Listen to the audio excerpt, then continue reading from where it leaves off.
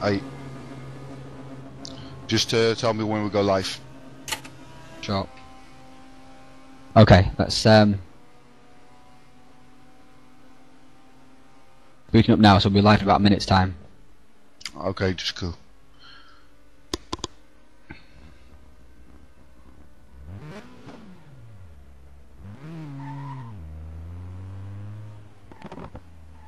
That displayed in the background as well. Wait for that to finish. You don't have any dirty pictures on your screen, no?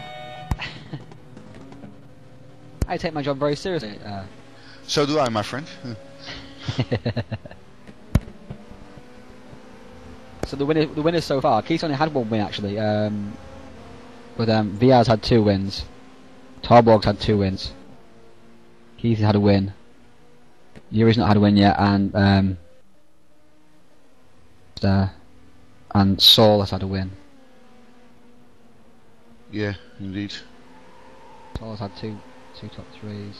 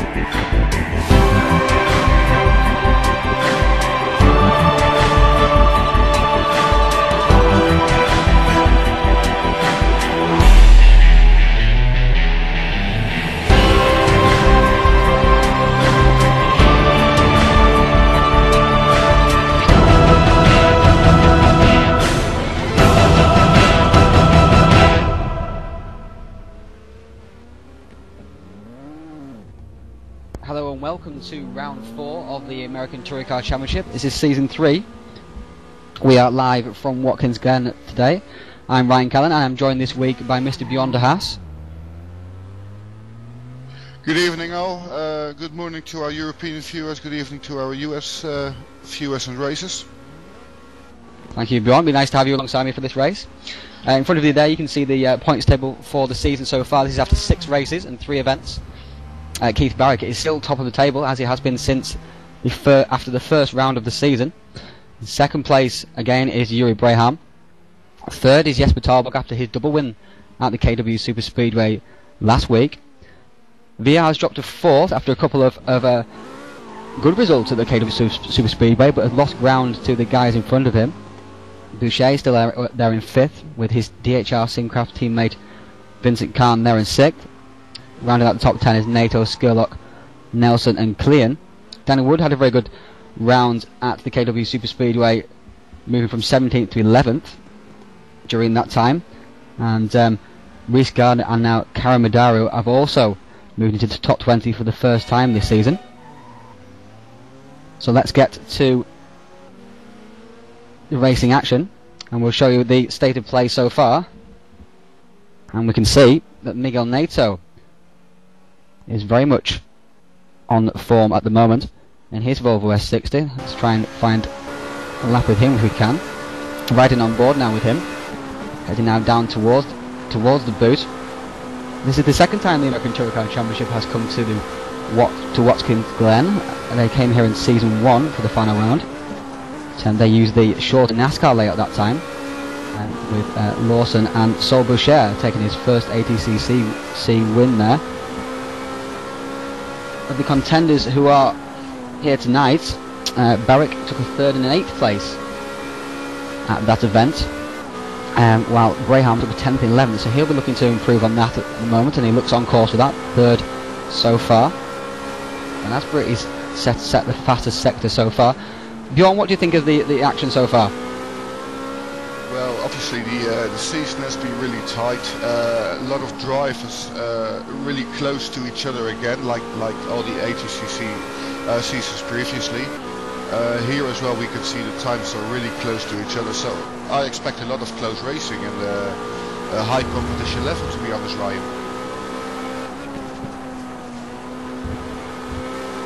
Thank you, Bjorn. It's nice to have a midnight friend with me. Let's go back to Dan at the moment, who wasn't a fast lap just before that second sector. Dan seems to be on fire this practice session. He needs to be as well. He's had a very poor run of results so far this season. His best result being a 20th, and he's been in danger of dropping out of the first server for these events. Speaking of which, there is no change from the KW Super Speedway of the entrance to server 1, so we are as we were.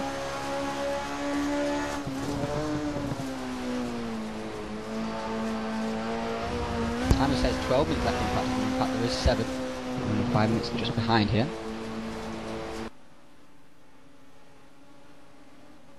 And NATO again is on a very fast lap. We are going to be joined by another guy, this time a racer, Reggie Blaine, who drives for Bonnecord Ultimate. We'll get him down here so we can have a chin wag.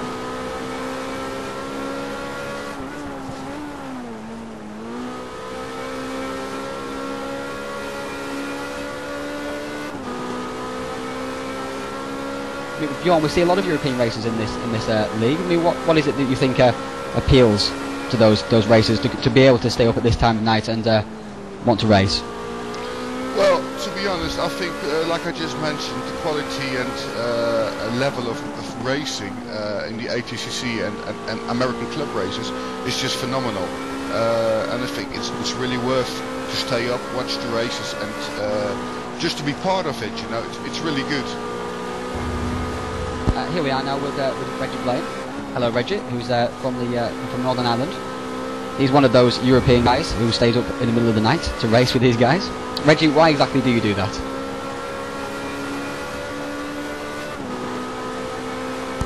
Reggie, can we have you? Hi, Ram. Hi, Reggie. There we go. Hi.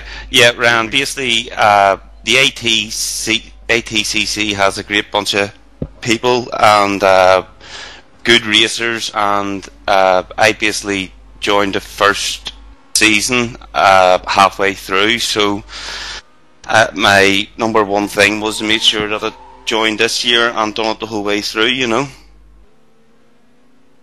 Okay, well, obviously you're on the same time scale as me, so it's 2:30 in the morning and often 4 in the morning before the races finish. I mean, it takes a lot of dedication to do that this time in the morning. I mean, how do you find that? Yeah, it does. It feels a bit long for the race to start, but once you're once you're on the grid and you're lined up and the lights go off, it might as well be 1 o'clock in the afternoon, to be honest. You know, the adrenaline takes over around. Yeah, I mean, right, we'll let you go anyway, Reggie, because obviously 2 minutes to go until qualifying. I don't want to interrupt your preparations. Thanks for dropping down. Thank you very much. Good luck with the race. Thanks, Ram. Ram. Out for you. Have a good race, Reggie. Thank you. See you later, guys. Cheers, Reggie.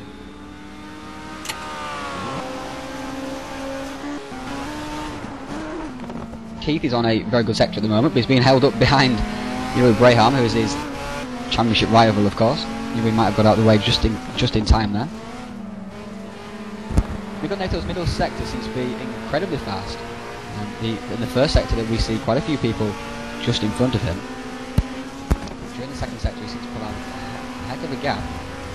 Very rarely we're not seeing any purple second sectors so far. Well, what Go ahead, surprises me, what surprises me is basically that Miguel Nieto is like 3/10 off to the second place Francisco Villar, which is a really big gap and really good racing in my opinion. Yeah, I mean, he's had not much, well, I would say luck so far this season, but he's obviously not produced the results that his speed has shown so far. He's been very sketchy in the races, been involved in lots of contact, as viewers of ATCC will have seen throughout the season. So it would be interesting to see whether he can actually string together the results so far. He's in the same boat really as Dan Asbury, not quite as extreme as Dan Asbury's example, but in the same sort of category, has had a bit of speed, but not been able to produce the results that speed should really warrant. Yeah, well, maybe this can be one of his lucky races. I mean, the pace is there. Yep. He just needs to put it all together. We have VR as well, of course, who specialise in taking race 2 road course wins so far. Indeed, indeed. And then we have a sector 2 that's purple beyond. Yeah, true. And then Asbury is really on a hot lap now, taking it to the max with the car. He is, yeah. He's on fire. Again, we saw a bit of speed from him at the Nürburgring during one of the pre-races, and he didn't string it together there either. So we'll see what he can do. Looking forward to seeing a new face at the front of the field. It's always nice. Definitely agree. 52.5. That's excellent. Let's look at that. Those 3 drivers there are very, very, very close together.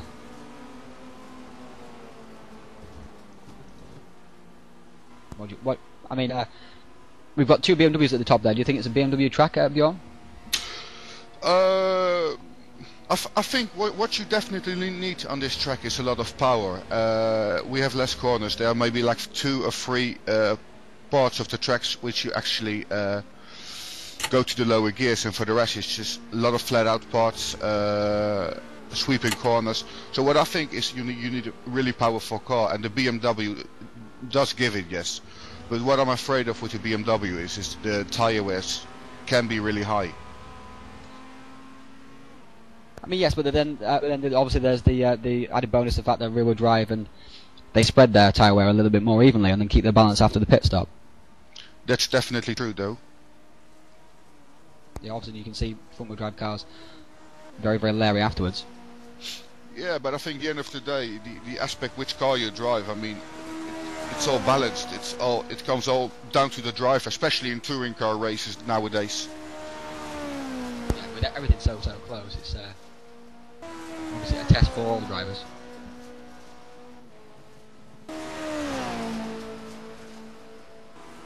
Okay, we're moments away from Super Pole quali here. Nato is again on a very fast lap. We'll join him as he comes around. He's still purple after the second sector, so see what he can do into the final corner. Very nice turn in there, very oversteery. A Volvo S60 can be like that. And a 52.446 improves ever so slightly, but that's enough to give him fastest time in practice so far. Yeah, very interested to see what the lap times will be during the Super Pole. They will be comparable to this pace, I would presume, because of course they've only got 1 lap at it and they can't go completely all out. They'll still find themselves way, way, way down the grid.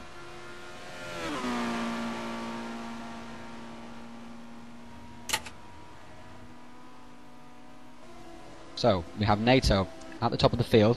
Francisco Villa, who is one of the championship contenders so far. It's really boiled down to 4 drivers at the moment. Vincent Khan needs a very good result at this event to get back in contention, as does Saul Boucher. They need to do very, very well here. I mean, they need 2 podiums each, really, to get back into the hunt. It looks like a 4-way fight for the title at this present time. How many races do we have left after this? If I'm correct, 4. Yep, there are no, 5 more events. Sorry, there's 18 races this season. And this will be round 7, races 7 and 8. Yeah. The final races at Bathurst will be longer races. True. So it'll be interesting to see what happens there as well. So of the championship contenders, we've got VR there in 2nd place, Torborg in 4th, Barrick there in 6th. I'm not sure exactly where Mr. Yuri Braham is. There he is in 9th place. He's improving on his lap time at the moment. We'll have a little nosy at him. Although actually, having said that, Dan Asbury seems to be on a very quick lap at the moment. And he's he's gone straight off the track there. Okay, now we're into the next section. This is qualifying. This is where everything counts. Yeah.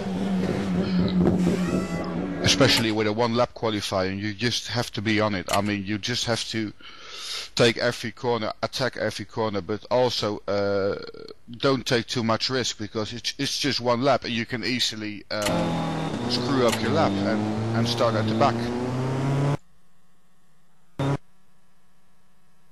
Yeah, exactly. But then there's I mean, how do you approach it, Bjorn? I mean, there's the philosophy of take it easy and just get a banker lap in, and therefore you're not far down the grid. But of course, there is always a temptation to push extra hard, just knowing you've got that one lap, and take advantage of people who don't push so hard and get yourself up the grid. I mean, how do you generally approach that? Depends how the car feels with practice. Usually with the last 10 minutes of practice, I go to the quali setup and just test the car on full limits. If it feels stable, I just go flat out with the quali. But generally I do take a little bit of the pressure off to just pull a safe lap in, because at the end of the day, starting in the top 10 or starting in 25th, it does make a difference, especially when overtaking is hard. Yeah.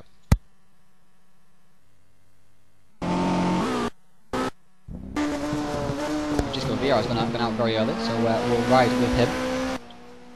He's just out on his warm-up lap.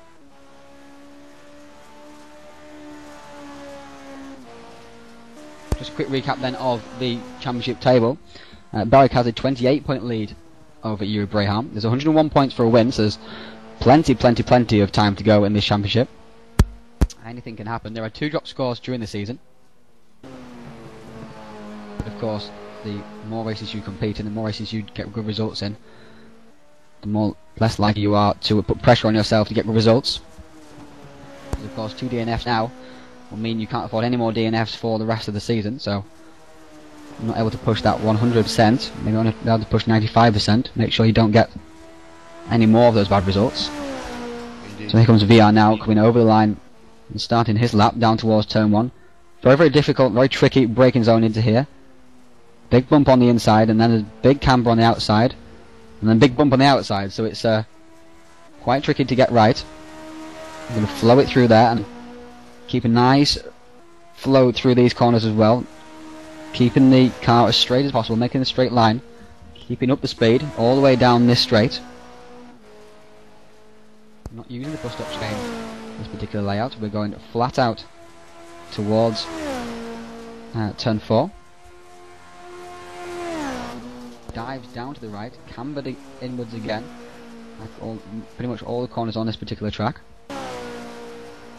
Very easy to run wide the wheel on the grass on the exit there on the left hand side. It's now into turn 5. Long corner. Always feels like you can put the power on earlier than you can. And he heads up the hill. He's missed the apex a little bit there, but he's seemed to get the speed up not too badly, so don't think it's hurting too much. Again, tricky braking into this corner here. It's blind. You come over the crest, brake very deep, get the car snucked right in. Can be a very satisfying corner actually when it goes right. And now here is one of the few off-camber corners on the track. Dips in and then just pushes you out. Very tempting to put the power on too early, as Francisco VR just did then, getting it a little bit out of shape. And the final 2 corners. Very easy to run wide there as well, as VR is showing again. And this corner often induces plenty of oversteer. You push as much as possible just to get the maximum out of the lap, and VR's going to cross the line with a 52. It's a 52.634. That's a very solid lap so far. What do you think of that lap so far, Bjorn?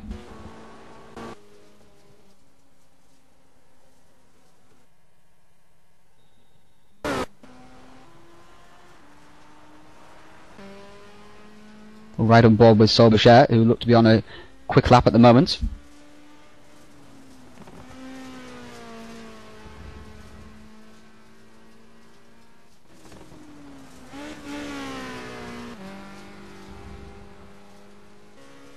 Going to go around the corner, come across the line pretty soon. And a 52.596, he goes third. So there's 52.51, 52.58 and 52.59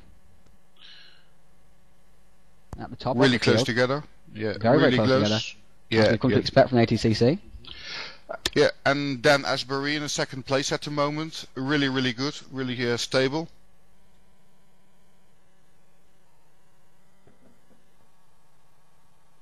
Reese Gardner there with a 52.472. Look at that, Bjorn. Fantastic there from Reese Gardner. In his Volvo S60. Great effort again from Reese. Great effort.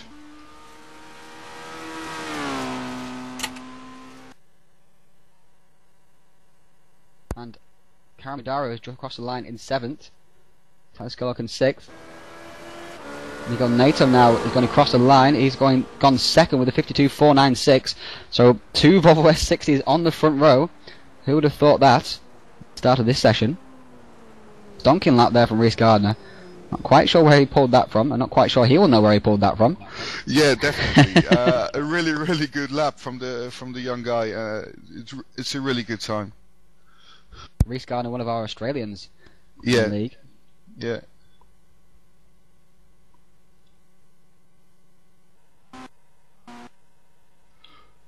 If you look at the qualifying times, I mean, the first driver 152.4 and then the number 8 152.8. It's just 0.4 of a second. I think we're in for some close racing tonight, Ryan. Yeah, I think so too.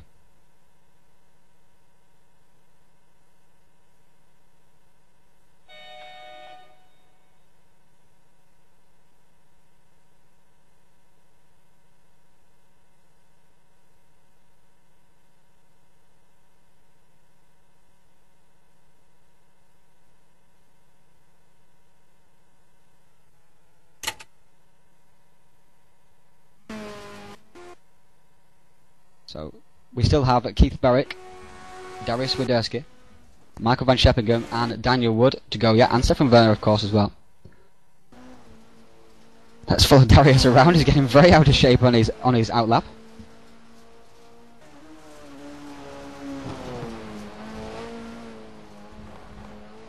Again, look at those times there. The top 3 covered by just 0.038 of a second. Less than 4 hundredths.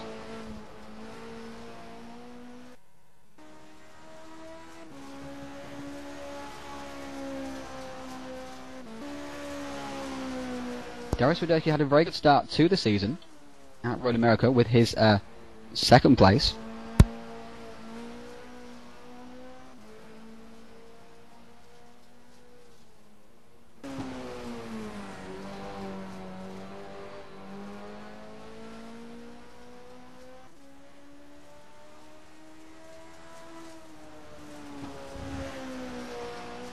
But he's dropped off a little bit since then in his BMW TrackDevil.com racing entry. Yeah. Darius is going to start his hot lap. What do you think of Darius? Is he able to get back in the championship, or to be there as a strong contender? Well, he's had 5 pretty poor results since that first race at Road America. I mean, he had a poor second race at Road America. He often made a strategy error at the Nürburgring, and of course had a poor second race because of that, and because he started way down the grid. And then at KW he didn't have much luck either. So no, I don't see him as getting back into the championship. I still see him as a race win contender, but not as somebody who's going to challenge for the overall title. Well, yeah, I think the same, but definitely a quality driver in my opinion.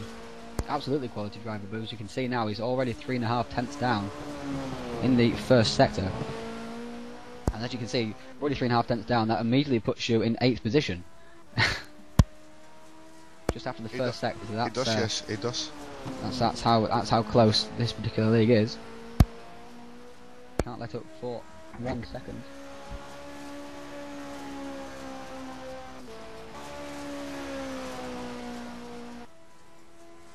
Darius has now down into this tricky downhill braking zone, as you can see, getting it out of shape into that corner there, but catching it nicely, but he's half a second down. Which if he keeps it up, is going to put him 14th currently. Incredible, half a second puts you in your 14th position. It's really close, yeah. I mean, I can't wait to just see the race and see the close racing. I mean, if quali is that tight, what is going to be like racing starts? Of course, we haven't discussed the and Darius goes 19th, as we were saying. That's just not good enough there for Darius. Be very, very disappointed with that indeed. And that just shows. I mean, the first 13 are covered by half a second. There is still Keith Barrett to go, and he is up on Reece Gardner in that first sector by 0.056, as you can see on screen there. This looks to be a very quick lap here from Keith. Championship leader, of course. I think he just organised the championship so he can win it.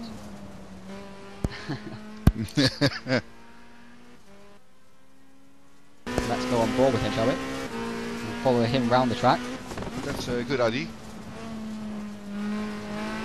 Now into this, for this track at least, in the light camber corner, heading up the hill, making sure they put the power down nice and cleanly. You see, it's very, very blinded this corner here, and then suddenly the corner appears, and then he's straight into it, down into second gear, maybe even third. He's 0.090 down. He runs a little bit wide there onto the grass. That's now down up into this off camber corner. Lovely tight line there. Seems to get the power down pretty reasonably. Maybe a little correction there on the exit. Full commitment is needed here, because as you turn in there is no camber, and then suddenly there is lots and lots of camber, so your brain tells you can't go in so fast. You really have to force yourself into there. And again, this corner here, it's very easy to run wide into the barrier on the outside there. It's closer than it seems. And he crosses the line with a 52.784, and yes, I think that small mistake at the hairpin cost him. And just look at that, Bjorn. He's only 3/10 down, yet he's in 8th position on the grid. Yeah, that's definitely incredible. It is. I mean, like the first sector, he was up. He was on the good side of the list, and Exactly. the end of the day, he's 8th. And like you just mentioned, one small mistake, I mean a lot here. I mean, the top 14 are covered by less than half of a second currently. That's incredible stuff. It's amazing, definitely. But it also shows the quality and of the ATCC, in my opinion. This is a good example of ATCC racing. I mean, yeah, that's the whole essence so far this season. Everything's been very close indeed. Now Stefan Werner's going to cross the line. He's going to do a 53.814 to go 23rd. So that puts Paul Wood at the back of the field. So congratulations to Reece Gardner for that surprise pole position. Caught me out. I think it caught many people out. Maybe even caught himself out with that incredible lap time. But he does have talent, and he can run at the front very well indeed. We'll see if he can put the results together. And so Reece started off in server 2. No, dropped into server 2, sorry, at one point during this season. And is now back up into the top 20 in the championship. He had a solid run there at KW Super Speedway.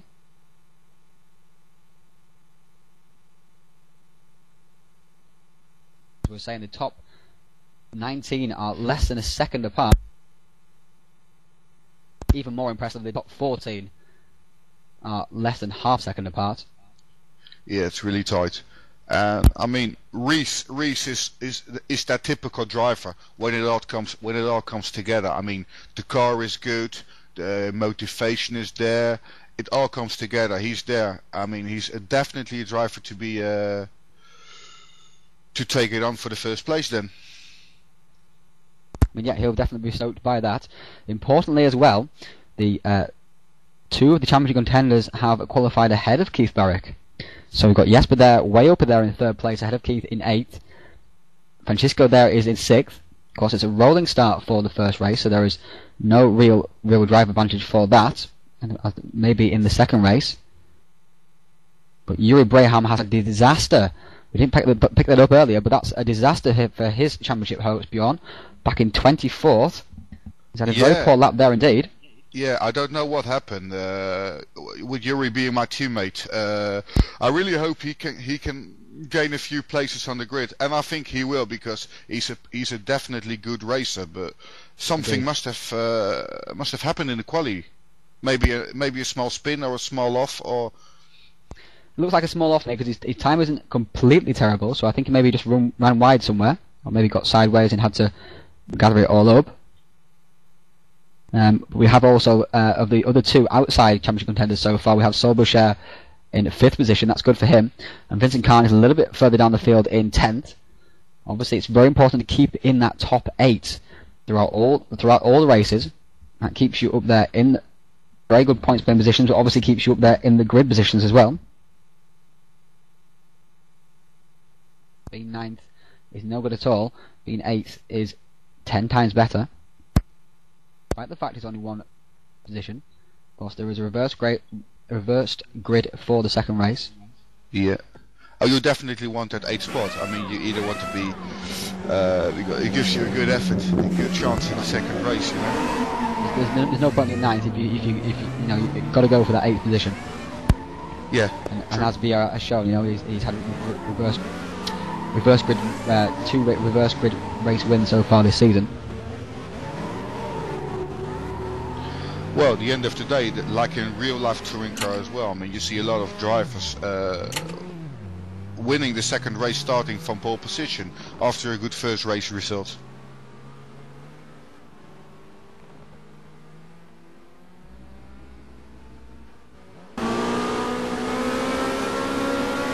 Definitely shows the value of getting that correct as the field streams out of the pits.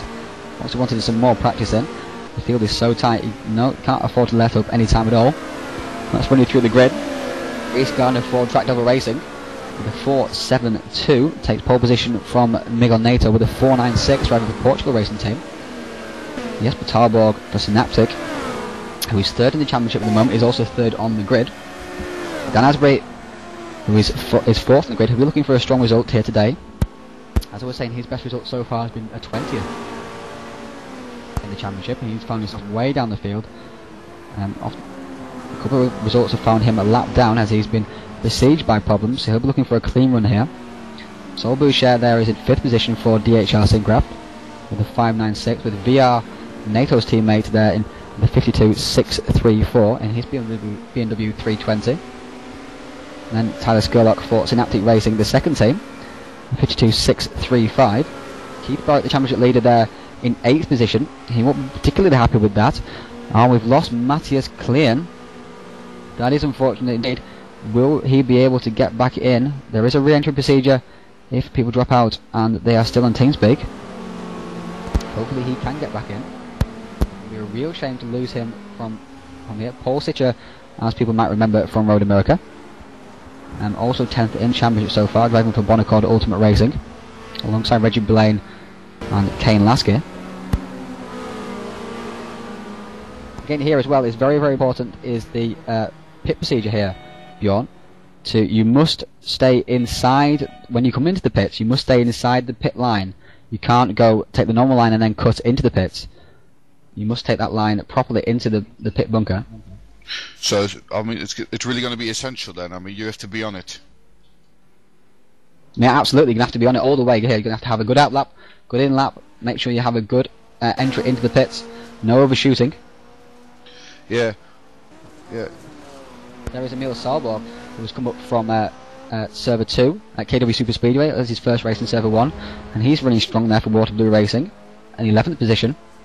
Eric Nelson, the team boss of Synaptic Racing, is in 12th position. He is the co-organiser with Keith Barrick for this particular league. There is Diogo Lopez, compatriot of the VR and NATO at the top of the field with the 52.995. Robert Alls there with the 53.054, and that's the top 14 covered by less than half a second, as we were saying. And then we go down to Pedro Amaral for Auto Racing Team, ART, and Reggie Blaine, who we were speaking to earlier.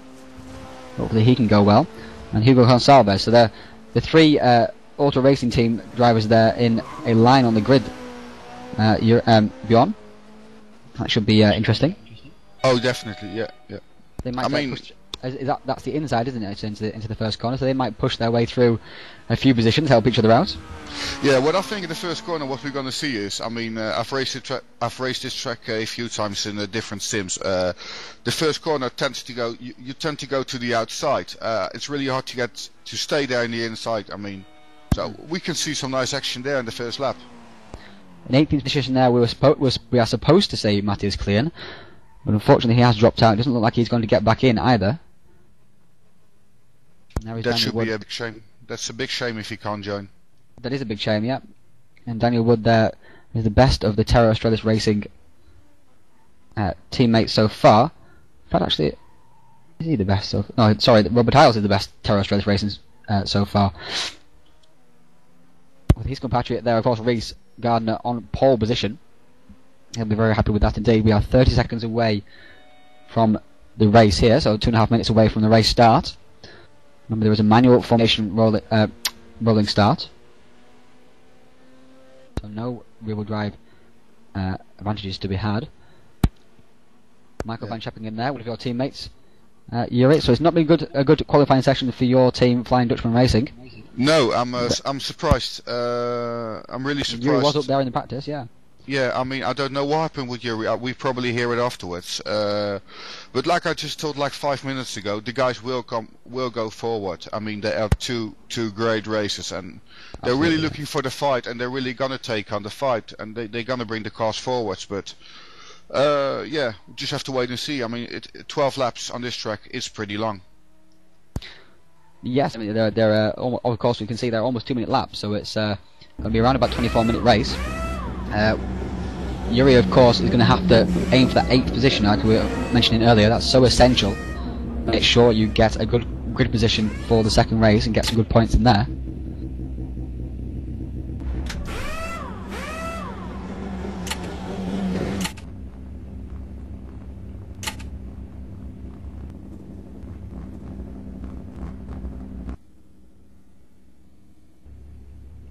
So the grid will be forming up in the next minute or so for the formation lap. I'm just getting the news from Matthias that he had a disconnection.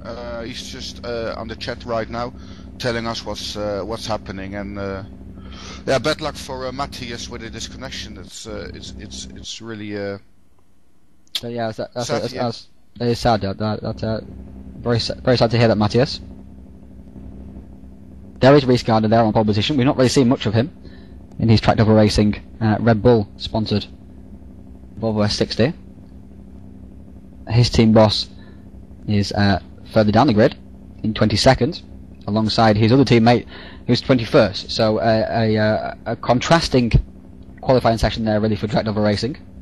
They'll be very, very happy to see Reece up there in the top position. Yeah, surprised. I'm really surprised about this young Australian guy effort. I mean, he's really on it today, and I really hope he can get on the podium. You know, he deserves it, definitely. Absolutely. I mean, he's not many people know, but he drives only with one hand. He's one of the guys who plays pretty much disabled and drives with one hand during the season. So for him to come out on top is a fantastic result. It is. I wish him all the well. I mean, I can barely drive with two arms, so with one arm I'd be useless. Yeah. Don't even get me started on you, Bjorn. Well, we used to have our little races together, Ryan, and always fair and always fun. I never saw you, man. Where were you? And you know, my mirror didn't go that far. Was it? My mirror doesn't go far enough to see you. Yeah, of course, but you were always in the pit lane. That's why. No, you usually crash in the gravel trap or took other people out in the gravel trap, didn't you, Bjorn? Yeah. Well, I am. Yes, we heard a story earlier that you decided to take Keith Barrick out during the club race recently. Oh yeah, with like 2 minutes to go for the start, I can tell you a small story. Yeah, we were having a club race like 2 weeks ago, and basically I was in the slipstream. We were racing at Lime Rock Mountain, and I was in the slipstream, and I basically outbrake myself. And when I outbrake myself, I obviously took Keith with me and demolished his rear wing. I actually went to Canada to Keith and brought him the rear wing back. So. It was very kind of you to do so. I mean, I'm pretty surprised that he let you in to be co-commentator tonight. Well, money can do a lot of things, my friend. That's one thing for sure. I heard you did other things, to be fair, but we'll leave that for the rumours, yeah. Okay, the field is streaming down now towards the boot section. Reece Gardner is on pole position, alongside his Miguel Neto, both in the Volvo S60s. Miguel Neto there just trying to warm his brakes up a little bit, it seems. Third position, stalking as always, is Jesper Torborg. He's a bit of a stalker, isn't he, Bjorn? He's a very, very intelligent racer.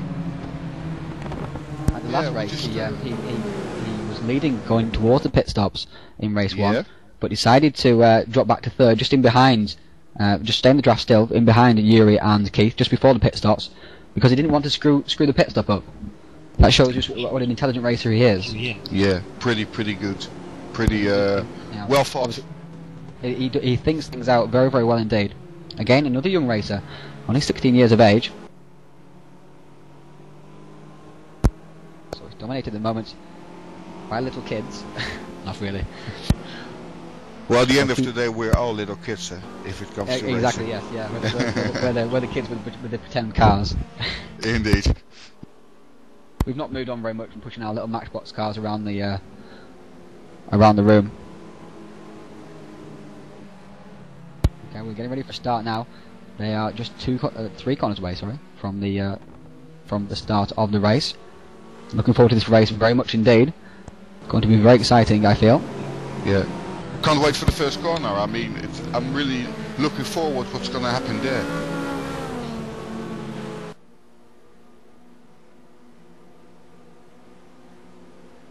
Yeah, it's going to be very, very interesting to see indeed. I'm very anxious to see whether Reece and Dan manage to string together the result that their speed deserves. Of course, they don't usually run at well, not this season so far, not run at the front of the field.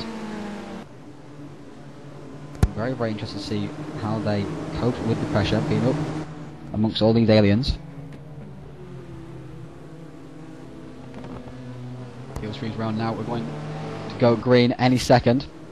Coming up towards the line. And we are away. And Reece Gardner has got off to a very... No, we're not away. Have they aborted the start? They seem to have aborted the start. I think so, yeah. Yeah, definitely. I don't know what is wrong, maybe... I'm not sure what's happened there. Everyone is still line stern. Yeah, definitely. Still a formation lap. For the second time in 2 races, I get excited before the start of the race. But this time it's not my fault. They seem to be going round for another formation lap. Yeah, well... is this lap going to count to the total amount of race laps, you think, Ryan? Or? It will do, yes, yeah, because race is set up like that.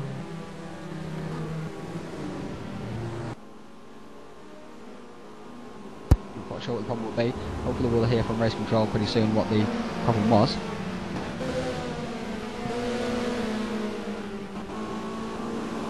Maybe you could hit up Keith and ask him, Bjorn. Yeah.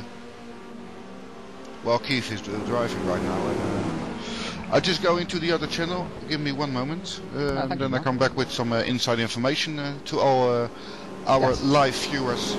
My little researcher, thank you.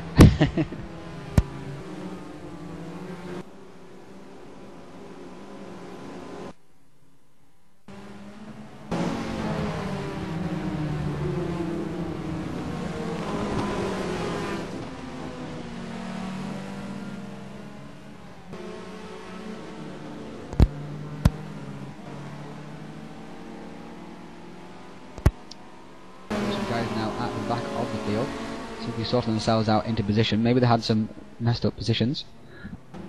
What's the story, Bjorn? Yeah, the story is that the gaps were too big with the start. Okay. So they manually decided to do another formation lap. So there were no crashes, no issues whatsoever. It's just that the gaps at the green flag were too big. There just seems still seem to be a little bit of confusion at the back of the field here. I think maybe they've thrown themselves off because of the absence of Matthias Klein. What do you think?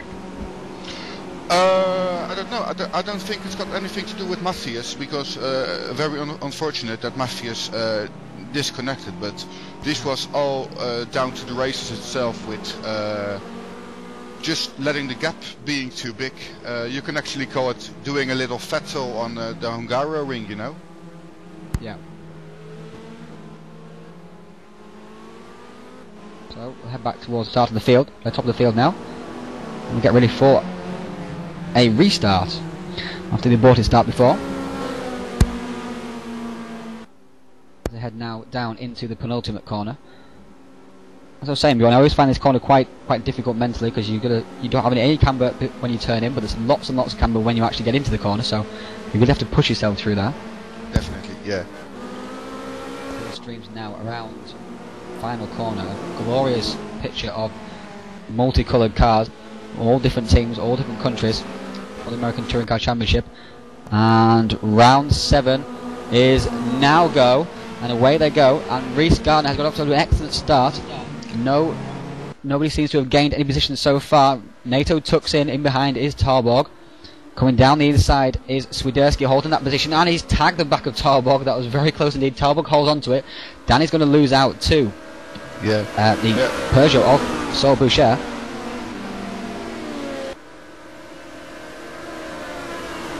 Tyler Skolak is now placed. Danner is dropped to 6th after that small error going into the back of Jesper Tarborg. So what initially seemed to be probably more problematic for Jesper has been more problematic for Dan himself.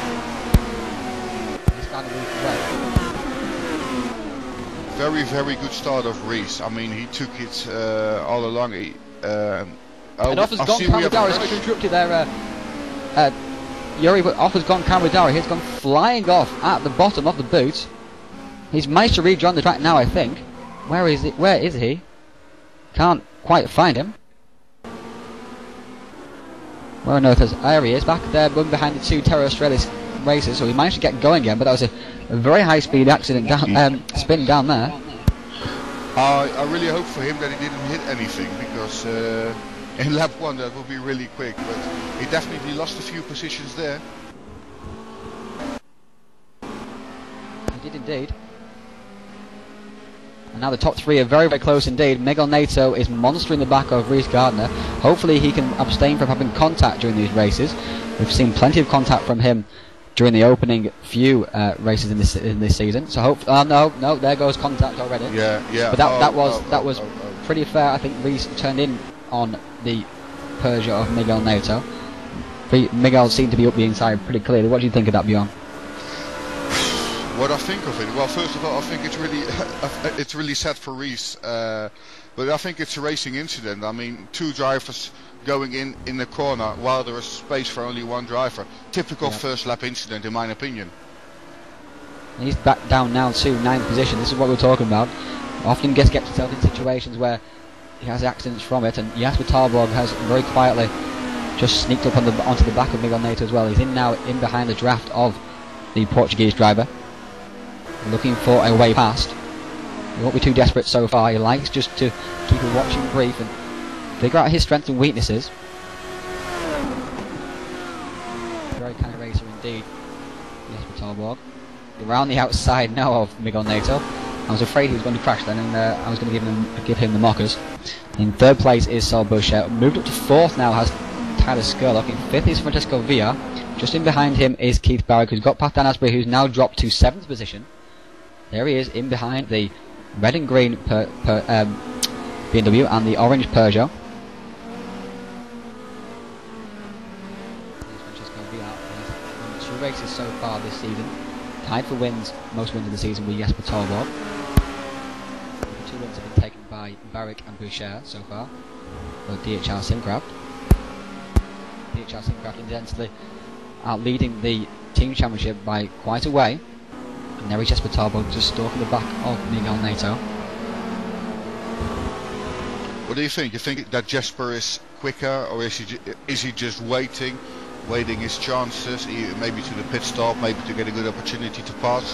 What do you think goes on in his head right now, being the faster car? I mean, he often just stays in behind, just waits for his opportunity and takes it later in the race. It seems to. He doesn't seem to like to push too much very early. As I say, very intelligent racer. Just finds out his strengths and weaknesses. I very rarely see him push too hard on the opening few laps. Just keeps up with the guy in front. He's very intelligent racing, as I say. And Charles Boucher now is coming under pressure from the Seat Toledo of Tadej Skurlock, who is a teammate of Tarboe. Not in the same team in the championship, because Skurlock is driving for Bravo and Tarboe for Alpha, but they're both from Synaptic. And up the inside is going Tyler, who's got an excellent slipstream. He's going to be brave under the brakes. He's ever so tight there on Charles Boucher. And Boucher gets it out of shape on the exit. Yeah. But Skurlock also got plenty of understeer. Now in behind them is VR battling with Barrick. Look at these two, hard at war, two high quality, high class racers, racing for those positions. And behind that we see Dan Asbury. I think Vincent Khan is going to put Dan under Asbury. He's going to put him on a lot of pressure, what basically means that all DHR Simcraft cars are involved in big battles. Exactly, yeah, absolutely. And Tyler is right in behind Charles Boucher. No, he's not. He's dropped back a little bit. He's made a small mistake here somewhere. He must have made a mistake just at the uphill hairpin before, and VR is right now around the back of him. And VR has gone from the hunted to the hunter. They head around now, and Boucher seems to make a small mistake just coming out of that hairpin there. Skurlock has gained plenty of ground back on him again. Very fascinating way where it's toing and throwing at the moment, and Dansbury is right in behind Keith Barrick as well, so he's not done with fighting for these top positions. Jesper Tarboe sets the fastest lap, 53.165. I think it just flashed up before that. NATO also said 53, low 53, so very even there at the front. They're now over the rumble strip there. Of course, you can carry more speed and use more of the track there, but of course we know the rumble strip harms your acceleration out of the corner. And as we are seeing it now, VR is looking for a way past. He's going to get a good slipstream here. Looking for a way past Tyler Skurlock into this next corner. There he goes, up the inside. Can he make it stick? Tyler was attacking Charles Boucher this time last lap, and he does make it stick. Can Tyler get back in line in front of Keith Barrick? He can indeed. In fact, he can challenge back Francisco Villa going into the next corner. Villa's having to take a narrow line. Barrick sniffing around for an opportunity there. Through round the corners they go. And Skurlock is still right up the backside of Francisco Villar. Keith is lurking around looking for any opportunity. Oh, and he hits the back of Francisco Villar there, Tyler Skurlock. That slowed him up and allows Barrick onto the back of him now. Barrick now on the outside going into this off-camber left-hander. Right-hander, sorry. And in goes Keith Barrick. Very clean move. Very clean move indeed. Tyler just gives him a little bit of a nudge back to let him know what he thought of it. He tries to cut back now, but of course he can't quite cut back too much because he didn't want to chop off the front of Dan Asbury and get spun himself. So this train of cars has been very entertaining so far. Vincent Khan at the back of it stalking along, and Tyler is into the pits. He's already pitting. Into the pits he comes. So he's gone early, and so has ahead of him Saul Boucher. I think a good choice. I mean, if you are in a fight, definitely you lose a lot of time. So why not making an early pit stop? It gives you back the time later on in a race. It does indeed. And now Vincent Khan has moved up to 6th as a result of that, of course. He's now in a net 8th position. He's stalking the back of Dan Asbury. Jesper Tarboe is still very close indeed to the back of Miguel Nato. Of course, those pit stops will allow you to come out in clean air, hopefully. That's the plan at least. And lap at your own pace without being held up by other people. drive cars, it helps to keep the balance of the car. If you pit early and your rear tyres aren't very worn, it keeps the balance of the car into the next stint, so the car is not oversteering all over the place.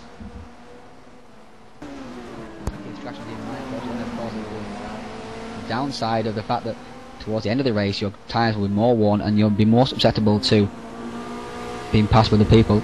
As we see there, a pass by Vincent Khan on the back of Dan Asprey. Vincent Khan has his lights on. Obviously means business today. He's moved up from 10th to 5th position, a net 7th overall. Reggie Blaine there was in a net 9th overall. He started 16th, so he's done very well indeed. Our pre-race interviewer. And Keith Barrick also has his lights on. In behind the back of Francisco Villa there. These two have been glued together in the entire race. Both championship contenders. It's amazing how that happens. The championship contenders just seem to get together all the time. I think Yuri Braham is going to lose a lot of points. I think if he, in this race, he needs to come forward. I mean, either in race 1 or race 2, he's going to lose a lot of points. Yep, he's going to have to get up in that 8th position because he's not going to get a good result in the second race otherwise. And into the pits comes everyone there apart from Miguel Nato. So everybody's coming to the pits. Tarbog, Villa, Barrick, Khan, Asbury. Is Blaine going to come into the pits as well? Blaine is not going into the pits, and Tavo Mathio is coming into the pits. Driving for Team Nata. And let's see what happens here in these pit stops. They now come to a stop. This Batarbo has already stopped. In comes Dan Asbury. Setting out now is Francisco Villa. Is he going to beat Keith Barrick out of the pits? He is going to beat Keith Barrick out of the pits. Still very, very close indeed, though. That's virtually identical times, but I think VR gained just a little bit of time there on Keith Barrick. What do you think, Bjorn? Yes, he has indeed, half a second. Yeah, he did. Maybe just like we mentioned earlier. Sorry to interrupt, Bjorn, but up front there is Tyler and Francisco side by side, touching as they go through the sweepers. Great fight. Great fight as I think they made contact, and VR stayed ahead of Skurlock, but Skurlock has got back ahead of Barrick, so that's obviously worked out. The pitting earlier, like you were saying, has worked out very well indeed for Skurlock. He's only pitting 1 lap earlier than these as well, so the tyre wear won't be too much of a factor, and he's monstrous at the back, of course, of Francisco Villa on this opening lap. He's, of course, up to speed and confident with his car, having already done 1 lap. But that's exactly what I said. I mean, if you are in a fight, get yourself out of the fight, make a pit stop, give yourself some room, and also the benefit of that extra heave in your tyres, you know. Yeah, exactly. If you come out around somebody else and they're not quite confident of the grip level that they've already got. Of course, Yuri is looking to 14th, so he needs to make up another 6 positions, another 7 seconds or more before he gets up into the top 8, which is so essential. Of course, there is 2 drop scores, so if this is one of his worst races of the season, he can discard this particular point score, but of course, you want to get himself up there as far as possible. Yeah. As Francisco Villa just goes slightly wide. So a few guys have DNF'd here. There are 4 DNFs so far. Bogdan with suspension damage. Maybe that was as a result of Scarlett's it'll be inside. It's very close indeed. They get sideways and they hit. They touch going towards the pit wall. That was very close indeed. Unbelievable stuff there, Bjorn. I thought it was going to be a humongous accident. I thought that's going to be a 3-1, you know, that's going to be 3 cars involved in 1 incident, but the guys keep it on the road. Unbelievable. I mean, that is classic car control, especially in BMW, which is notoriously bad during contact. But Skurlock is right back onto the back of VR again, coming out of these corners, getting a great slipstream. Barrick behind is keeping up a little bit, not gaining a huge amount. He's getting into the slipstream there as much as he can now. But he must be laughing a little bit here. He must have having his eyes popping out going around the last corner there. Licking his lips perhaps at one point, but it all sorted out okay. I also see that my teammate Michael van Schepping is out. Yes, he's I don't know yeah. what happened there. So Michael, maybe you can contact me with a chat message. What happened there? I think it would be nice to know what happened there. He's one of the first DNFs as well, so that's interesting. Maybe Bogdan's DNF came eventually as a result of his lap 1 excursion. Very high speed excursion, very sideways excursion indeed as well. Up front, Miguel Nato still has not made his pit stop, and he might be coming to the pits this lap actually. Yes, he is into the pits this lap.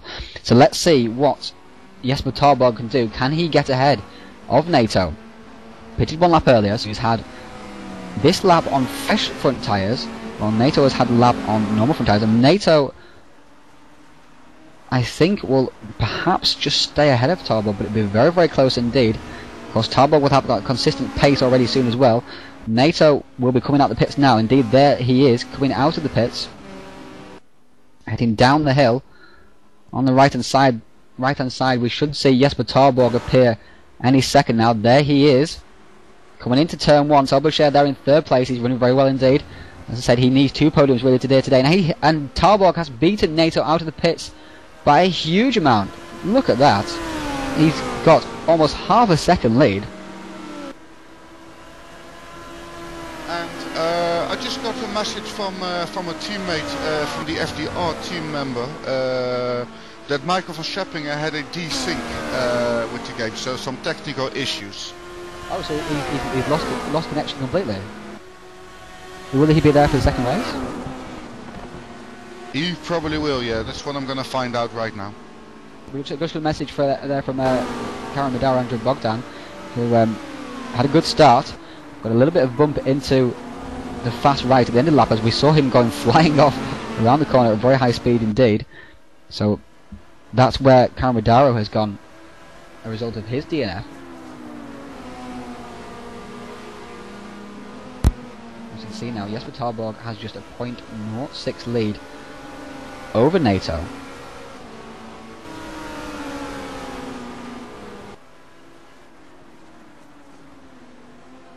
So the damage sustained by Camadaro in that first lap led to him big accident later on in the lap.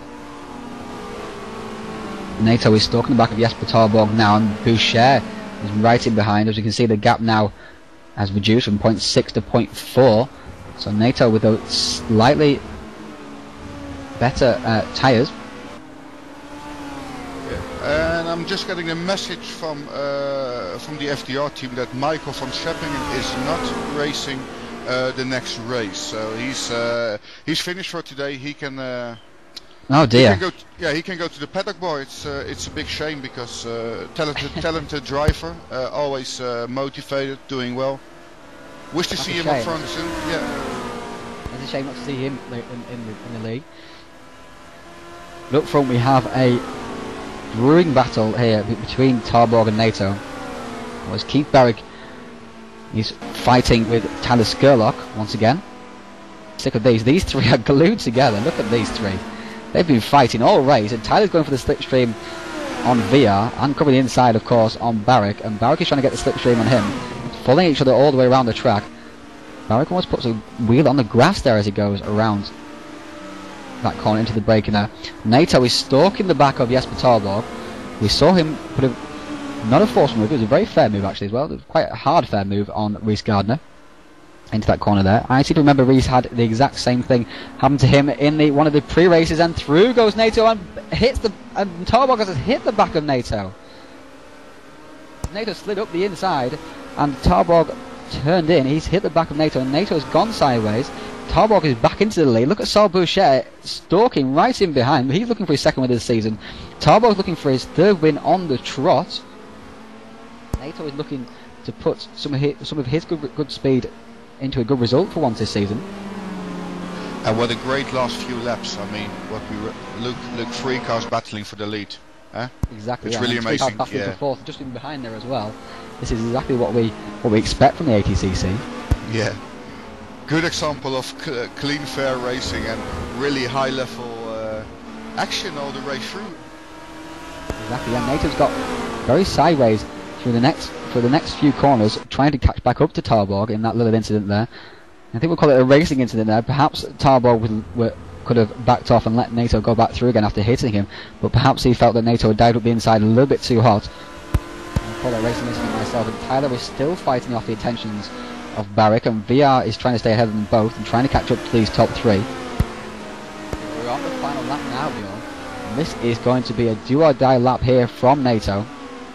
Hopefully it's not a die, because we don't want to see big contact into the last lap into that corner. Second of place, of course, is a good result still.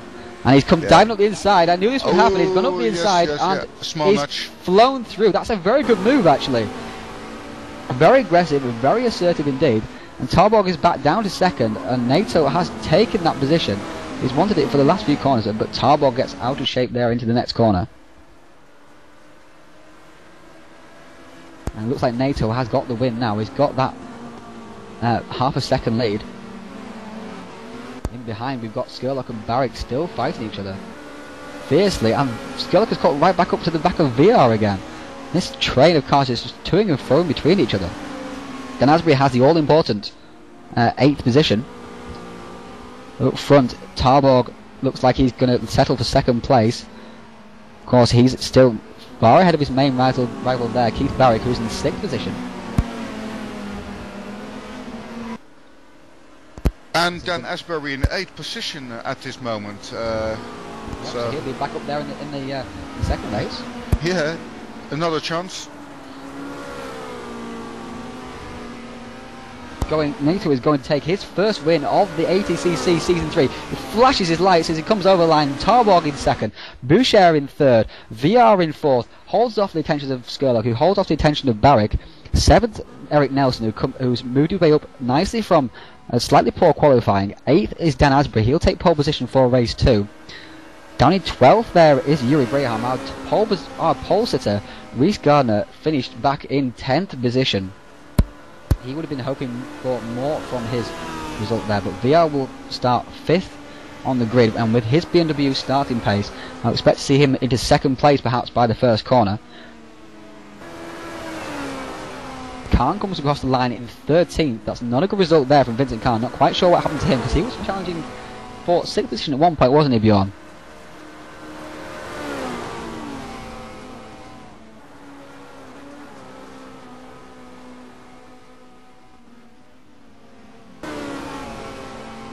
Reggie Blaine there came in 18th position. He was doing quite well up in 7th position at one point, I think. However, Swiderski didn't move up very far for what he would be hoping for.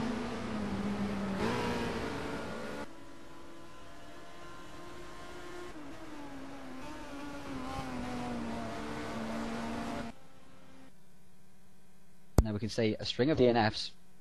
Bogdan, Lopez, Isles and Van Scheppingen. Congratulations there to Miguel NATO, taking his first win of the season. That's the 3rd win of the season so far for the Portugal racing team. In second place is Jesper Tarborg, who continues his very strong run of results so far.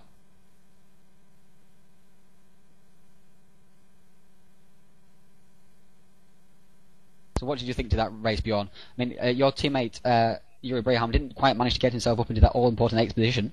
So that's going to harm his championship hopes quite a lot. Well, like I already said, after qualifying, Yuri starting as 24th, it was already hard.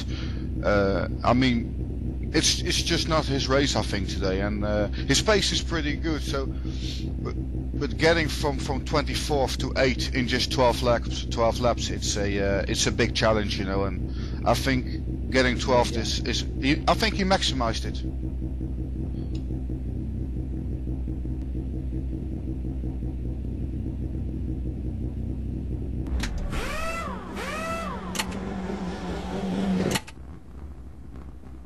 Okay, as we go to the second race, this is a standing start.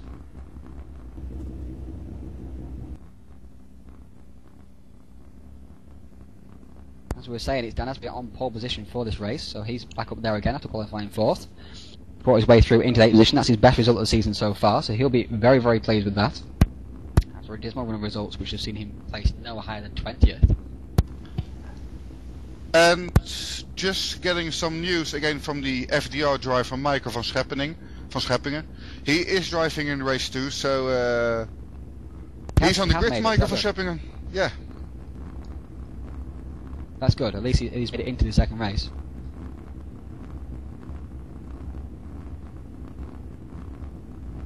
Watch out for the BMW starting power of Francisco Villa.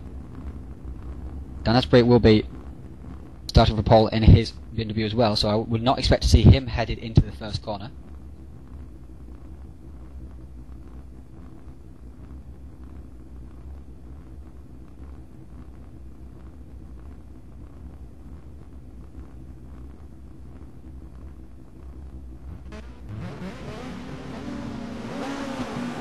Of course, those 101 points that NATO picked up has not done his championship hopes any harm at all.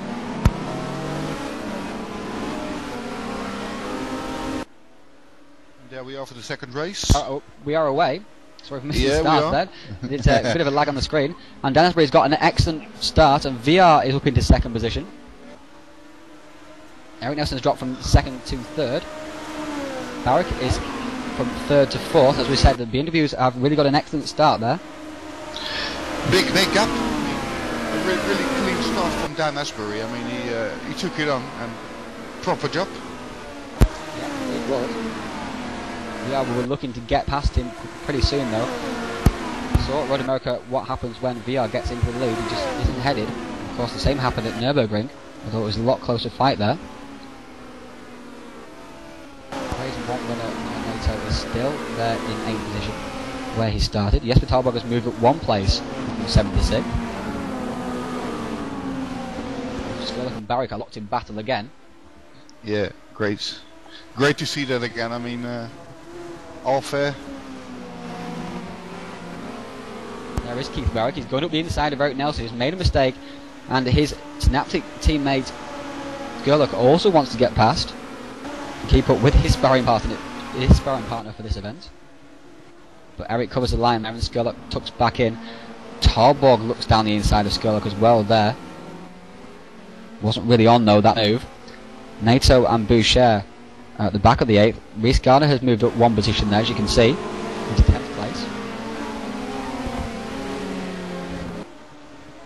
And back in the field there, we see there's a big accident. Look back in the field. Whoa, a big one, yeah, indeed. 3 cars tangled into each other. 4 cars, something like that. That looked like one of the ART Seat Leons.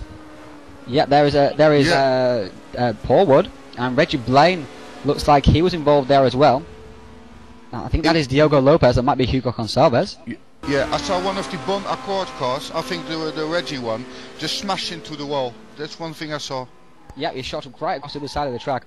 There's a big accident. Into the pits has come Hugo Gonçalves. He must have a puncture. Michael Van Sheppingen, Robert Isles, Diogo Lopez were also involved, and as was Gonzalo Ignacio, and it seems was one of the Wood brothers as well. I think that's Paul. VR. Up front, it looks like Francisco VR is coming in, making lots of pressure there on Dan Asbury. In 3rd position is Keith Barrick. He'll be a little bit disappointed with his 6th position, but of course it's more and more points on the board from his first race. I think Skurlock has now got past Eric Nelson, so he is free to charge after his sparring partner Keith Barrick.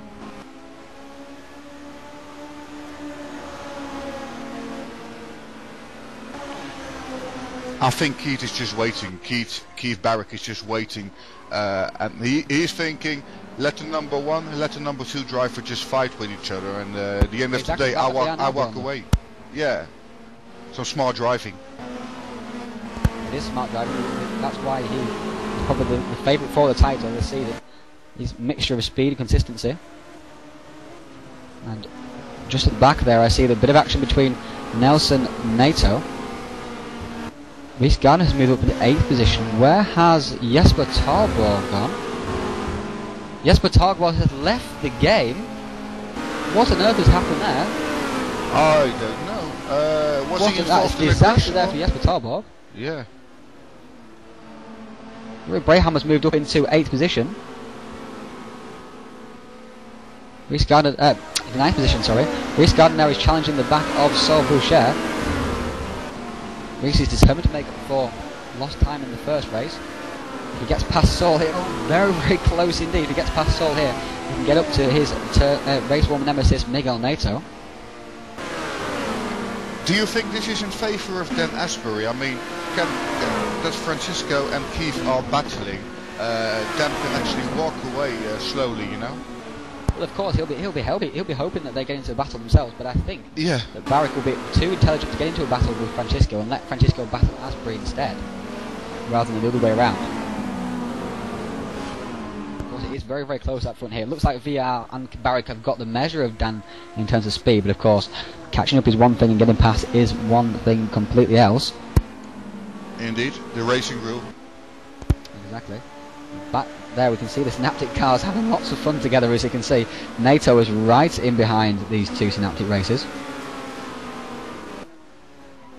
Jesper Tarborg was just in behind Eric Nelson before he disappeared. I'm not quite sure why he decided, why he has left the game with his internet issue, or whether he's involved in a spin or a crash or contact somewhere. Yeah, I'm trying to get hold of the young driver and try to find out what's happening. Is he still on TeamSpeak? He is. It seems like maybe involved in a crash then. Just got VR sets past that 53.526. Not going as fast as they were in race 1, where 53.1s were the order of the day. These three are still battling very intensely. A train of cars flowing through. And Keith has got an excellent exit out of there. But VR is also getting an excellent slipstream from Dan Asprey in front. He's making the most of his double slipstream, but he doesn't seem to be able to take advantage at the moment. Very, very close as they head now into turn 4.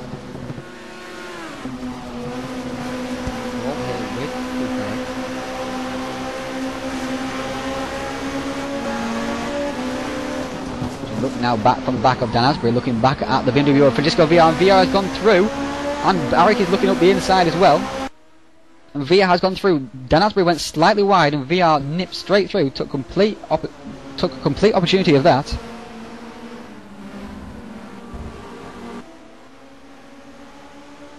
We've been joined by Reggie. We'll get to him in a second once this fight for the lead has died down a little. Dan Asprey now has moved back down to second position, in behind Keith Barrick, Francisco VR, sorry, with Keith Barrick now on the back of him. VR will be looking to move away now from the leaders, as Barrick puts pressure on the back of Dan Asprey. He knows he has to get past Dan Asprey pretty soon if he wants to keep up with Francisco VR. Reggie, what on earth happened? Yeah, there was a bit of mayhem around the back of the track. Some guy had spun, and I just caught him, got a puncture, aerodynamics. I had to quit before I ruined anybody else's race, you know. Yeah, we saw you being your car being flung into the barriers. Yeah, like I say, I came round the corner and some guy was facing the other way. I don't even know who it was. I was nowhere to go. Yeah, we saw a bit of chaos behind. Looks like quite a few cars were involved, maybe 5 or 6 cars. As Tyler Skurlock has again gone for an early pit. It worked for him last race with an excellent 5th position, so perhaps it will work again for him during this race. We're very unlucky in there, Reggie. We're looking for you to have a strong result. Yeah, well, it's just one of those things, you know. At a bad first race, got damaged and just run off in one of the corners and stuff, you know. So all tend to add up, doesn't it? Just little mistakes here and there, and they all affect you further down the line. You find yourself way back in the pack, and you end up being lots and lots of incidents together. Yeah, it's just proving, you know, that Super Pool's so important now. You have to nail it. If you don't nail it, you're at the back, you know. Absolutely. You know, in this particular race, you can see the top 14 were covered by less than half a second, which is pretty incredible. On such a long lap as well. Saw that Yuri had a poor lap, and he ended up right back at the back of the field. Because he's up to a net 6th now in this particular race. Yeah, and what we also see is that Keith Barrick is really pushing Dan right now, and I mean, Keith is on it. He's on a mission. He is, yeah. I wonder if anybody will pit this particular lap. Somebody will. I think maybe Keith Barrick will. Yes, he is going to pit. That makes sense to me. He's been held up a little bit behind Dan Asprey, so he's coming into the pits, pushing very hard around the corner. They get it slowed down for the speed limiter, and he comes into the pits. Tyler Skurlock pitted last lap, so it'll be interesting to see where Tyler Skurlock and Keith Barrick rejoin. Into the pits now has come Gardner, Braham, Kahn, Sahlberg also. VR and Asprey carry on. by themselves. He has not pulled out very much of a gap in that one lap he's had to get away from Asbury. That was showing the pace that put him at top of the timesheets at one point.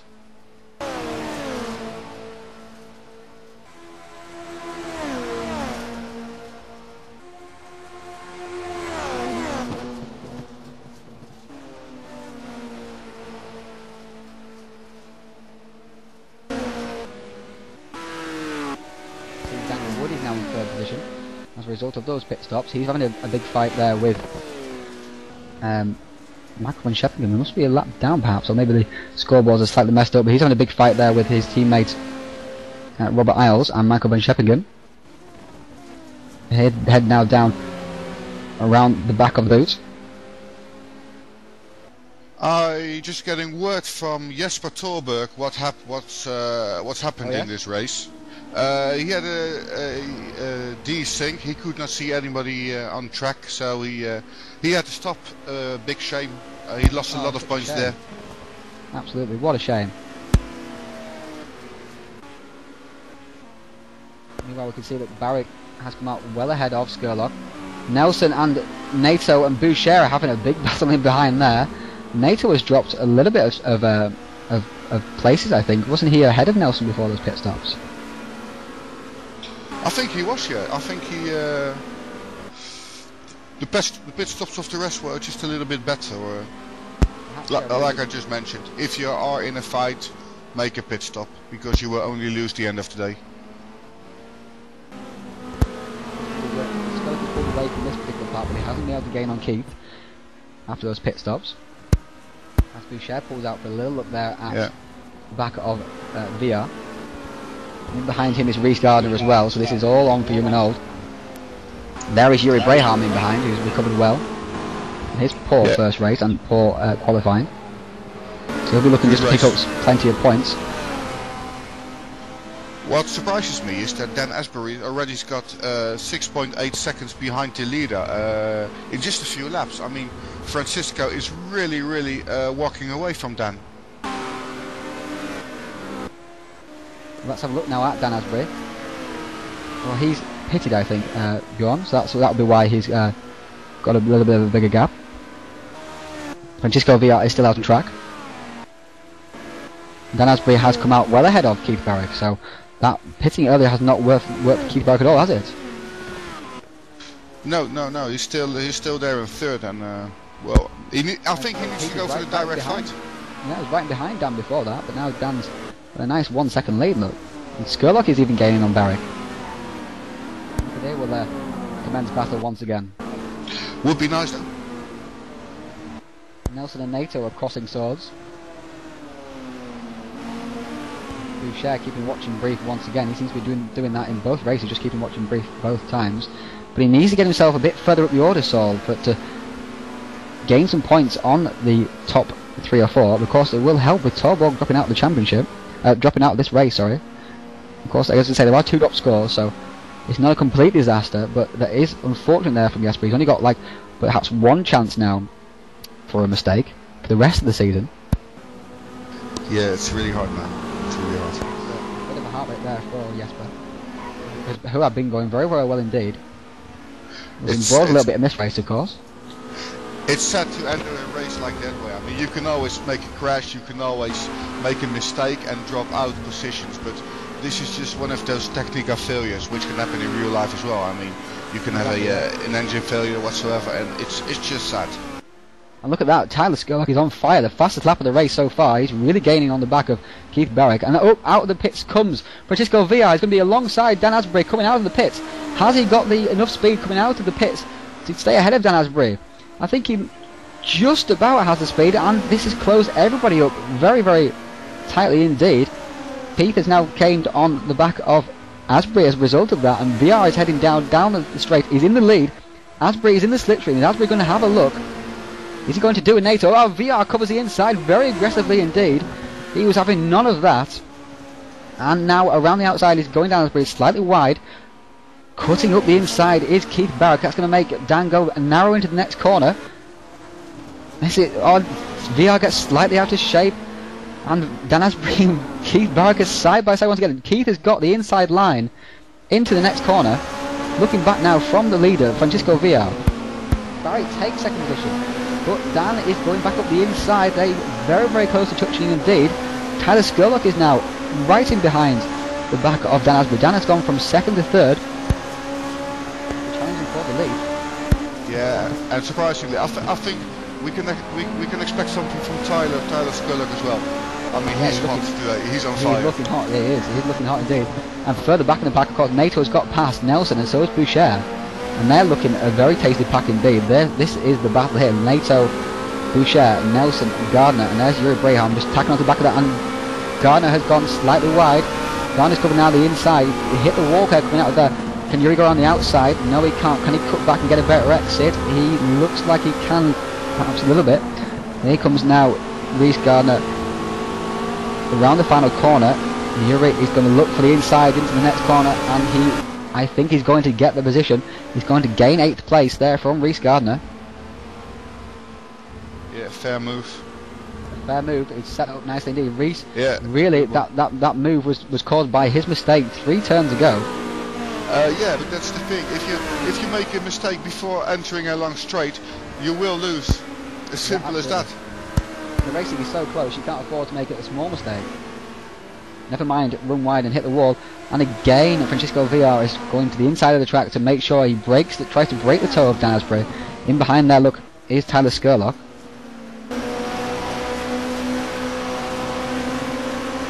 Back now, active start, championship leader. Tyler goes in for the hunt, I think. Yeah, we can expect something within a few corners. There is Dan Asprey fighting with Tyler Skurlock.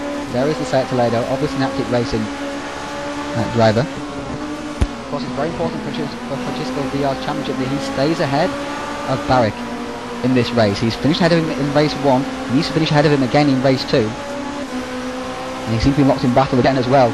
Also, the championship tighter again. With this event, 34 points behind Barrick. These 2 results, he can stay where he is and really, really help him in that overall points table. NATO has pulled away from the battle of Boucher and Nelson.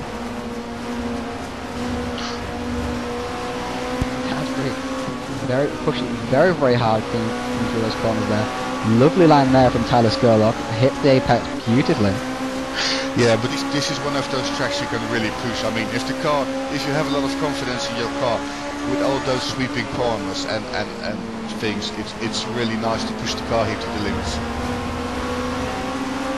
Now over the curve, and there's more back and more. Still with Barrick stalking in behind. VR is soaking up the pressure. Very, very good at leading from the front. We've seen him do it twice already this season on the road courses. Both his wins have come from race 2, and Barrick has got a little bit in slipstream there. He's just showing his nose a little bit, making sure VR knows he's there in the mirrors, making VR doubt if he's going to make a move or not. Barrick is not indeed.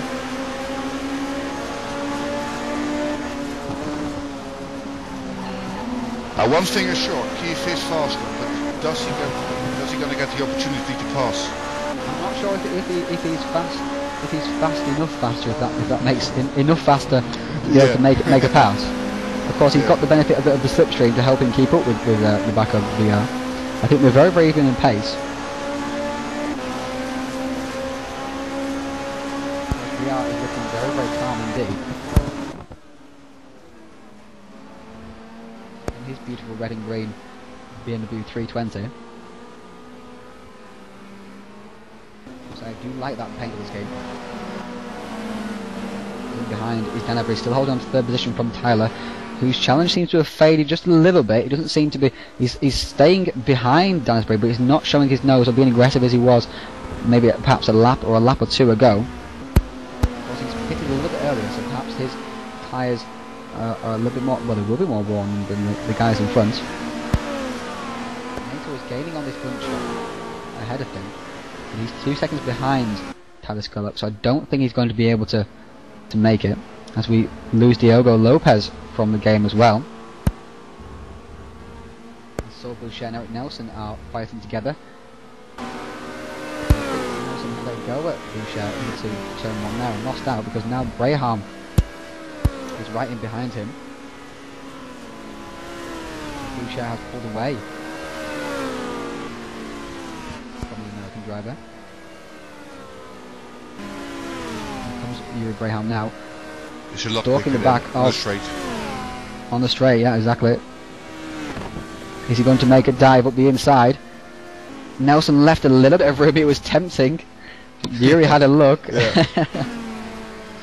could have ended in tears, but I mean, both really professional to each other, and yeah. Sensible driving in the end, wasn't it? It was definitely, yeah. It was the right choice.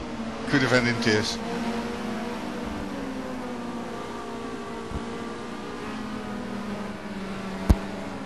Sarborg in 10th.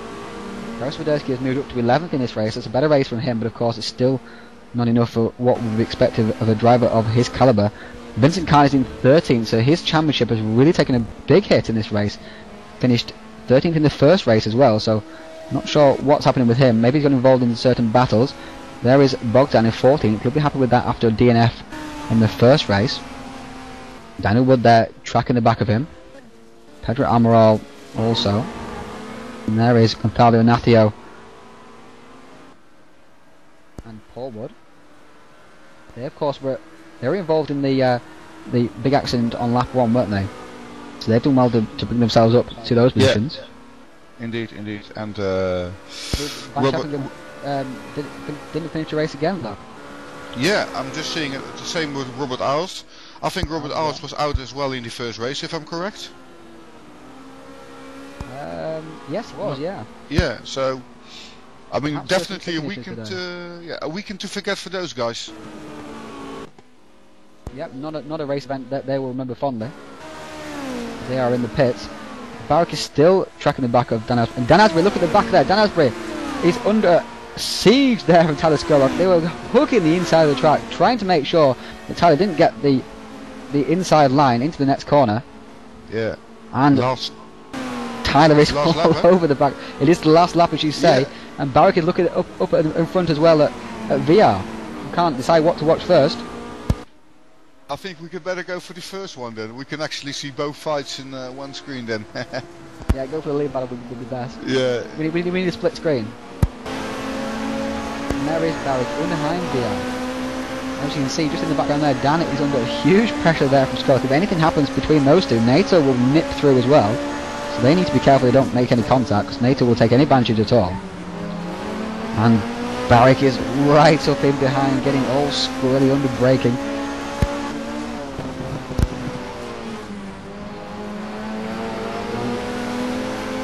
Third last corner they come. We're now down into the penultimate corner. It looks like VR is going to be able to hold this win away from Barrick, but he was a little bit wide there. Barrick takes a nice line, but nothing gained really.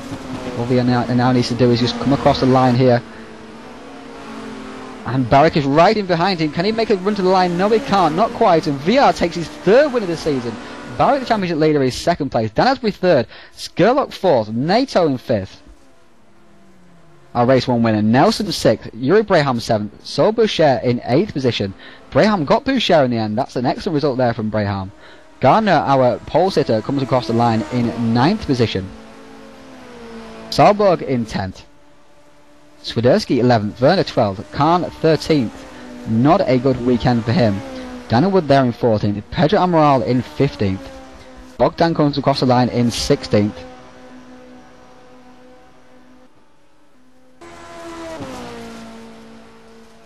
Waiting for the rest of the drivers to come through. Bit of a depleted field by the end of this race. Quite a few DNFs and retirements and problems there, crashes in but a very exciting race at the front with VR and Barrick again embroiled in battle. Exactly, and Dan Asbury, I mean, compliments to the drive. I mean, before entering this race, his best position this year was 20th or something like that. Yeah, 20th, absolutely, yeah. I mean, improving it by a steady podium, getting third. It's big compliments to the driver. Absolutely. I mean, a third position is a fantastic result there for Dan Asbury. We'll hopefully get a little chat with him during the post-race driver interviews. So some drivers will be joining us pretty soon, hopefully.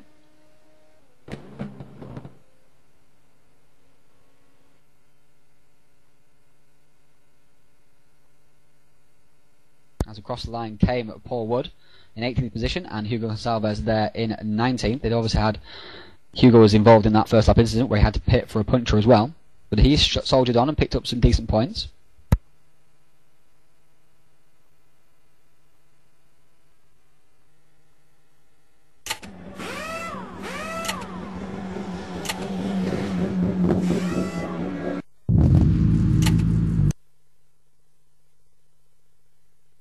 Hopefully we'll get some drivers in here.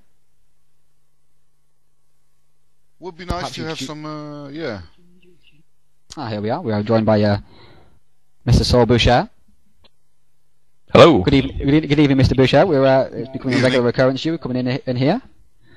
Third position in race 1, and an 8th in race 2.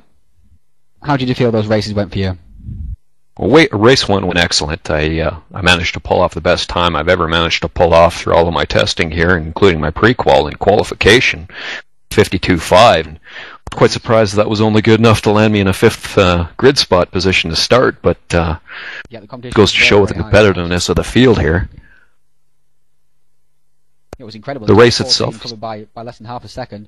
I mean, in the third race, you just seemed to just go steady away and nice consistent laps in, and you almost was able to take advantage of the scuffling up front. Yeah, it was. Aside from somebody making a very large mistake, overtaking opportunities seem to be a little bit limited here.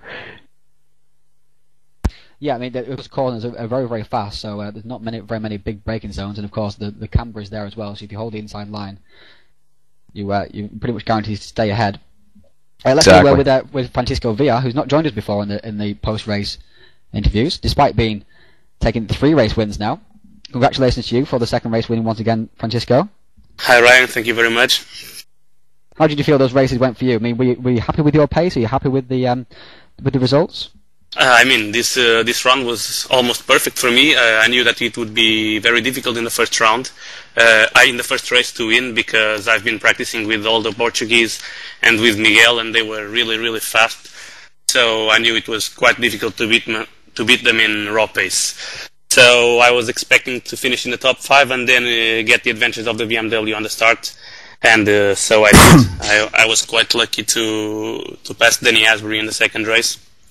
And then I just had to hold on with Keith, because he was really, really fast and he was pushing on me in the 1st and 2nd race. But fortunately, I handed it, and one more win. It was very good. Very good for the championship as well, because Yuri was down the pack, and I don't know what happened to Jasper, but I saw that he quit in the middle of the 2nd race, so it was a good run for the championship. And of course, what?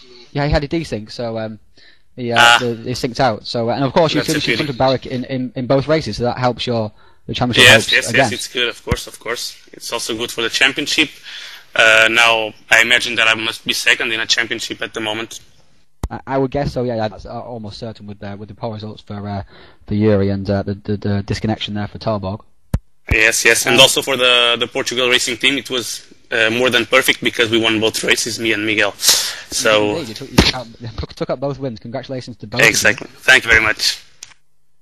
Danny Asbury, we saw you had plenty of speed during practice. You managed to convert that into an 8th place in race 1, a 4th place in qualifying, which is a little bit below perhaps where you wanted to be, but of course put you on pole for race 2, and you almost held off the challenge of VR and Barrick. Yeah, I've struggled through the first 3 rounds, and finally get some pace. Today was great. Unfortunately, we had some strong drivers like Jasper to deal with. Early on, we got checked up by him, and you guys got past me like Keith, and it's really hard to pull any type of overtake on Keith. I was happy to just. I mean, it does bring about a massive change in look for you, really. I mean, as I say, the best result so far has been 20th position this season. Yeah. You need to be qualify 4th and then finish in an 8th and then a podium position in race 2 is obviously a welcome relief for you. Well, I can't take all the credit myself. I have to give a big shout out to Dragos Haber.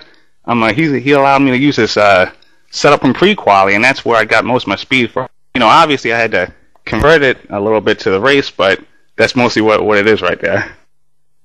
Well, thanks to Mr. Harbour for giving us a new face at the front of the field. Miguel, are you wanting to say a few words? Yeah. Great two races for me, and first race qualifying in was very good. Get to the front of the race on lap 4.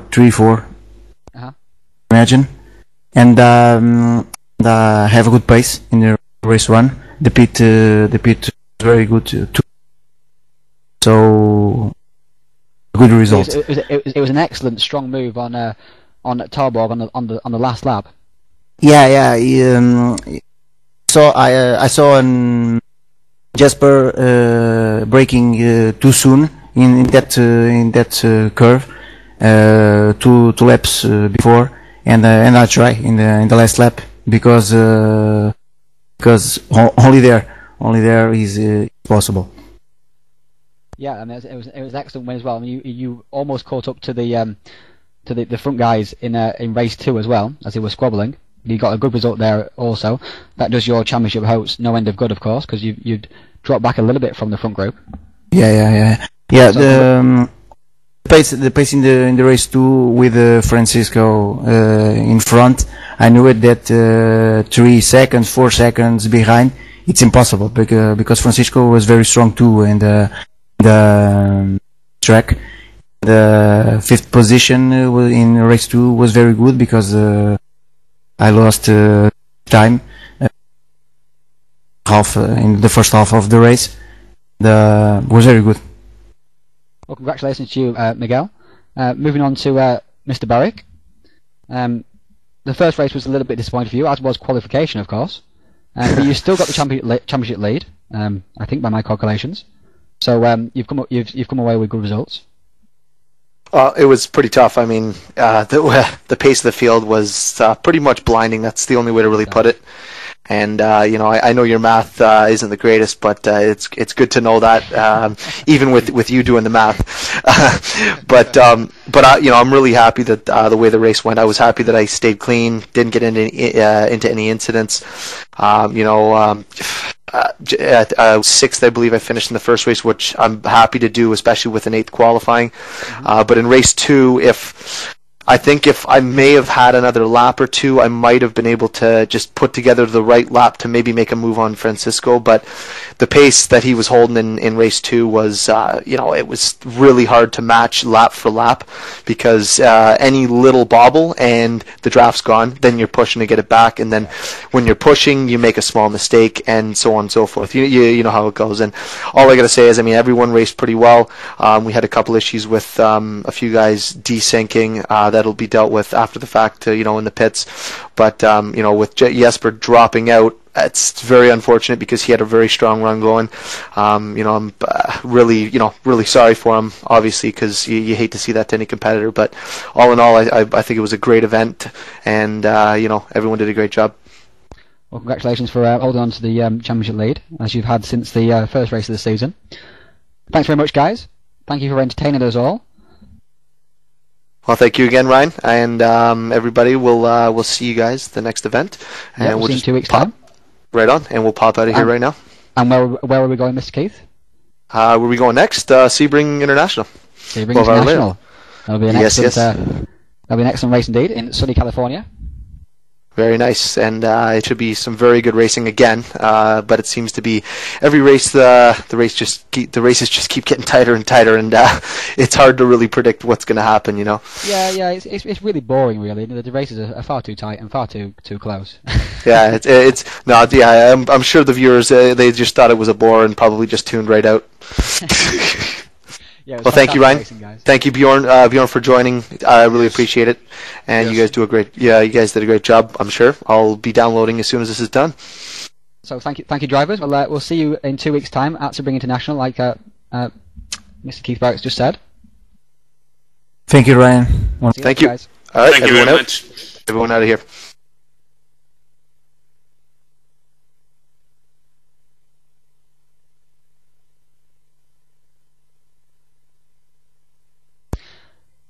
So there we have it. That's the 8th race and the 4th event of the ATCC Season 3 over with. Any final thoughts, Mr. Haas? Yeah, I think we what we saw was a great race. Nice overtaking maneuvers. Close action all the way. I mean, in practice, we already told each other this is going to be close, and at the end of the day, it was close. We had some ongoing fights to the finish, you know. It was even closer than I expected. I mean, in qualifying, Yeah, that was insane. Yeah, I think the same. I think we saw some good action. I mean, restarting at pole position, surprisingly, and I think those are the two big surprises of today. Reese gaining pole position and Dan Asbury putting in a really great result with a 3rd place in the race too. I mean, yeah, it's always great to see new faces up at the front. We get a bit bored of Keith winning all the time, don't we? So it's nice to see all the other guys giving him a bloody nose now and then. Okay, thank you very much, Bjorn, for being my co-commentator for tonight. All my pleasure. All my pleasure. I hope you enjoyed it. I did enjoy it indeed. It's nice to have a bit of company. I get a bit bored talking to myself. It's all a bit lonely at 4 in the morning. Yeah, but usually I do that when I sleep. I talk to myself, so I might as well do it like in TeamSpeak now, you know. Okay, dude. Well, thanks very much. And thank you to all the viewers who've been watching tonight, who indeed have downloaded it. And we'll see you in 2 weeks' time at the same time at 2 GMT or at 9 o'clock Eastern Standard Time. And for races 9 and 10 at event 5 of the season. This is at Sebring International. So again, staying in America, and we'll look forward then to seeing some close racing once again. I've been Ryan Callan, and you have been Mr. Bjorn de Haas, haven't you? And we'll see you next week.